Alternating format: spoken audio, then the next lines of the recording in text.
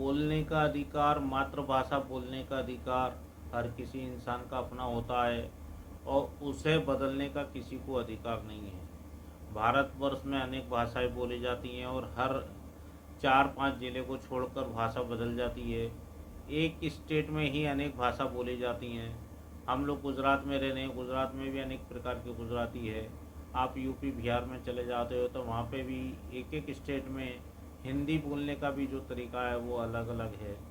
और पूरे भारतवर्ष में सभी नागरिक एक राज्य से दूसरे राज्य में जाके काम धंधा व्यापार करते हैं और अपनी अधिकतर जो बोलने का चलन है वो हिंदी भाषा का चलन है। और जो पढ़े लिखे लोग हैं, ऑफिसर वर्ग है, वो इंग्लिश के सहारे कम्युनिकेशन करते हैं एक दूसरे के साथ में। तो भाषा जो है बातचीत का तरीका है। अगर आप किसी राज्य में गए हैं और आपको वहाँ की लैंग्वेज नहीं आती है तो ज़रूरी है वहाँ की सीखनी चाहिए।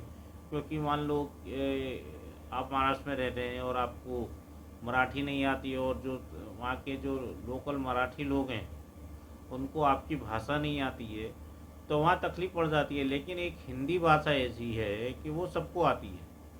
तो इस प्रकार का विवाद भाषा को लेकर कि मराठी बोलो, मराठी बोलो, ठीक है, चलो हम उस राज्य में रह रहे हैं, हम गुजरात में रह रहे हैं, हमें गुजराती आती है, लेकिन मराठी बोलो। अगर आप हिंदी नहीं समझ पा रहे हैं तो सामने वाले को बोल रहे आप मराठी बोलो और वो भी आप हिंदी में बोल रहे हो तो आप भी तो हिंदी का उपयोग कर रहे हो ना। तो इस प्रकार का किसी इंसान को प्रताड़ित करना, उसके साथ में मारपीट करना, खाली महज एक कि भाई तुम महाराष्ट्र में रह रहे हो तो मराठी में ही बात करो, ये हमारे देश के संविधान में कहीं लिखा हुआ नहीं है। हमारे देश का जो संविधान है सबको मौलिक अधिकार दिए हैं, बोलने का अधिकार, किसी भी राज्य में रहने का अधिकार, अपनी भाषा चुनने का अधिकार हमारा संविधान दे रहा है उसको। और जो विरोध कर रहे हैं उनको किसी ने स्पेशल बोला नहीं है कि कोई मराठी समाज विरोध नहीं कर रहा है उनका, पूरा महाराष्ट्र विरोध नहीं कर रहा है। कुछ ही लोग उन लोग का विरोध कर रहे हैं और उनके साथ में दादागिरी कर रहे हैं, मारपीट कर रहे हैं, जो कि बहुत ही गलत है। और पूरे भारतवर्ष में इन सब चीज़ को देखकर बहुत ही मराठियों के प्रति एक अलग भावना बनती जा रही है, जो कि पूरे मराठी समाज को बदनाम करने के लिए ये लोग काम कर रहे हैं, जो कि बहुत गलत है। हमारे गुजरात में, यूपी में, दिल्ली में, आप पूरे इंडिया में चले जाओ, सभी जगह मराठी हैं। आप अपना हमारी फोर्स में देख लो, इंडियन फोर्स में मराठा फोर्स भी है। तो हम तो गर्व लेते हैं मराठा के ऊपर, हमारे लिए सम्मान की बात है। और देश को आज़ाद करने में, देश को स्वतंत्र करने में मराठी लोग का बहुत बड़ा योगदान है। तो उस चीज़ को भी हम नहीं भुला सकते हैं कि भाई मराठी, तो मराठी एक अपने आप में सम्मान की भावना है। उसको इस प्रकार भाषा के विवाद बनाकर उसको जो बदनाम करने की कुछ लोग कोशिश कर रहे हैं वो बहुत ही गलत है।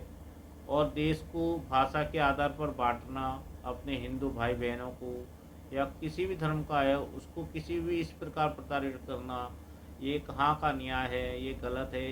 इसकी हम निंदा करते हैं और सरकार को भी चाहिए कि इन सब जो इस प्रकार के लोग हैं उनके ऊपर कड़ी कार्रवाई करे। अभी हमने देखा कि देवेंद्र फडणवीस जी जो हैं उन्होंने भी अपना बयान दिया है कि भाई इस प्रकार का जो कुछ लोग कर रहे हैं वो चीज़ बर्दाश्त नहीं की जाएगी।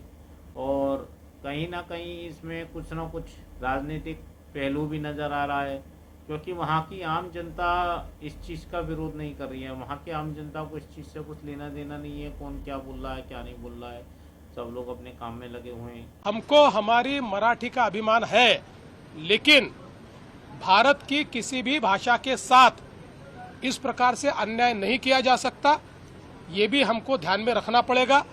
और मुझे तो कभी कभी आश्चर्य होता है कि ये लोग अंग्रेजी को गले लगाते हैं और हिंदी के ऊपर विवाद करते हैं। ये कौन सा विचार है और ये किस प्रकार की कार्रवाई है?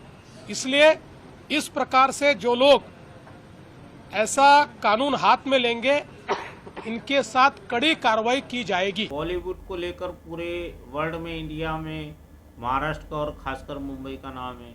क्योंकि जितने भी हिंदी के गाने बनते हैं सब मुंबई में बनते हैं, हिंदी पिक्चरें बनती हैं वो सब मुंबई में बनती हैं और ऑल ओवर वर्ल्ड में वो पिक्चरें जाती हैं। लोग वहाँ गाने गाते हैं, पुराने हिंदी गाने आप ले लो, लता मंगेशकर जी को ले लो, आप मोहम्मद रफ़ी जी के ले लो, किशोर कुमार जी को ले लो, इनका किसी ने कभी विरोध नहीं किया, इनका सम्मान करा है, इन्हें पुरस्कार मिले, नेशनल लेवल के पुरस्कार मिले हैं। इनको हिंदी बोलने के ऊपर ही पुरस्कार मिले हैं, हिंदी में गाना गाने के लिए पुरस्कार मिले हैं। और जो मुंबई में फिल्म फेयर अवार्ड वगैरह हैं वो भी सब हिंदी पिक्चरों को मिले हैं। तो कहीं ना कहीं खाली भाषा को लेकर कुछ गरीब लोगों को, कुछ मजदूर लोगों को और कुछ व्यापारी लोगों को हैरेस करना ये कहीं का न्याय नहीं है। और इस प्रकार देश को बांटने की अभी हम लोगों ने पाकिस्तान के साथ में जंग लड़ी है, ऑपरेशन सिंदूर लड़ा है, हम लोग देशवासी एकजुट थे, सभी राजनीतिक पार्टी एकजुट थी। तो प्रधानमंत्री मोदी जी को हमने कहीं ना कहीं एक देश की एकता का परिचय हमने कराया। और उसके कुछ ही दिन बाद अगर हम भाषा को लेकर या किसी चीज़ को लेकर इस प्रकार झगड़ा करते हैं तो यह सही नहीं है। मेरी सभी से विनती है, प्रार्थना है कि इस प्रकार की नफरत ना फैलाएं। हमारा देश एक संगठित देश है, सभी राज्यों में सभी धर्मों का हम लोग सम्मान करते हैं, वो चाहे हिंदू हो, मुस्लिम हो, सिख हो, ईसाई हो। इस देश की धारा में सब लोग बह रहे हैं, इस देश की प्रगति में सबका योगदान है। हम ये नहीं कह सकते हैं कि इस देश की प्रगति में मराठियों का योगदान नहीं है, मुस्लिम का योगदान नहीं है, किसी का योगदान नहीं है। आज हमारा देश जो विश्व में एक छवि बनाकर खड़ा हुआ है उसमें सभी की मेहनत है, सभी का योगदान है। और अभी जो इंटरनेशनल लेवल पर परिस्थिति चल रही है बहुत गंभीर चल रही हैं, ऐसे में हमारे देश को संगठन की ज़रूरत है। तो ज़रूरी है कि हम लोग संगठित रहें, एक रहें, तभी हमारा देश विश्व में इस प्रकार की परिस्थितियों का सामना कर पाएगा। जय हिंद, जय भारत।